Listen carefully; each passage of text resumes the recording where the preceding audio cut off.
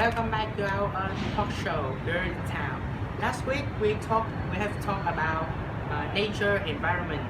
This week we will continue our previous subjects by having a deeper discussion about environment. Specifically, we will give you further information about some type of pollution as well as providing some action we should do in order to slow down this process. I'm Hermes, part of the show, and attending to our show today are the special guests. Please welcome the famous triple of the academic world. First, let me meet Professor Dior from the Harvard University. Good evening, I'm Dior and I'm glad to join our conversation today. From the old and classical Cambridge University, let me introduce you Miss Lucy. Have a good day everyone, I'm Gucci and I'm looking forward to our debate today. And last but not least, our gorgeous and knowledgeable guest who has flown from the USA to join our meeting today, Dr. Chanel. Hi, my name is Chanel and I'm going to give you more information about our subject. Seems like our guests are extremely excited about the talk today. Therefore, in order not to make all of you wait too long, let's get started. We had talked about the definitions of pollution last week. Now we will move to another part. Professor Dior, would you mind telling me and what's your some type of pollutions? My pleasure. Well, we basically classify pollution in three main types: earth or soil pollution, water pollution, and air pollution. There are also some minor types which can be listed as light pollution or noise pollution. Nevertheless, we focus more on three main types mentioned above because they are the obvious three do tremendous harm to human life as well as hard to change in short term. Wow, that's a useful piece of information. Miss Lucy, can you tell us the effects of the tide towards our environment? Water pollution changes the quality or the conditions of the water, which is the habitat of many creatures such as fish, shrimps, or aquatic plants. Through causing death to these species, it accurately disrupts the food chains and therefore destroys the ecosystem. Air pollution affects our climate and weather.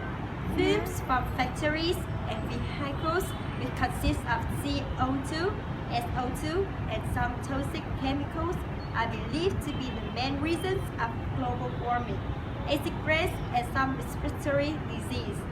Finally, soil pollution has many consequences on our health.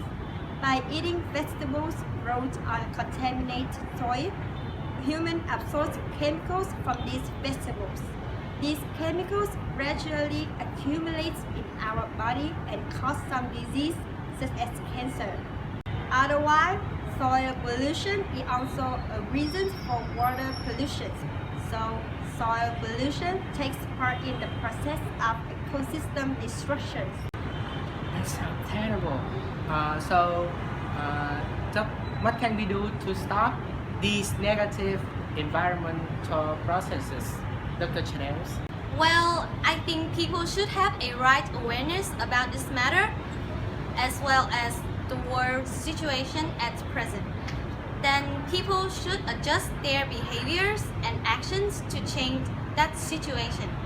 For instance, I suggest that we should make sustainable transportation choices, such as walk or ride a bicycle whenever possible, and use public transportation instead of private one.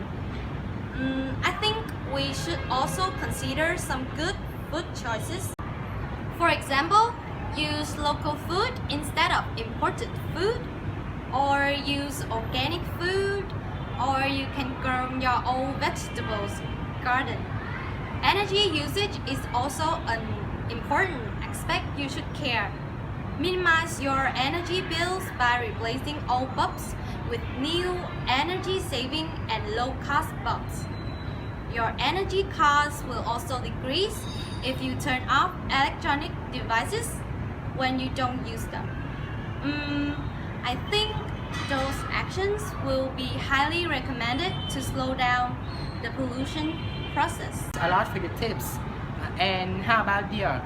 Do you have anything to share about this subject? Well, of course.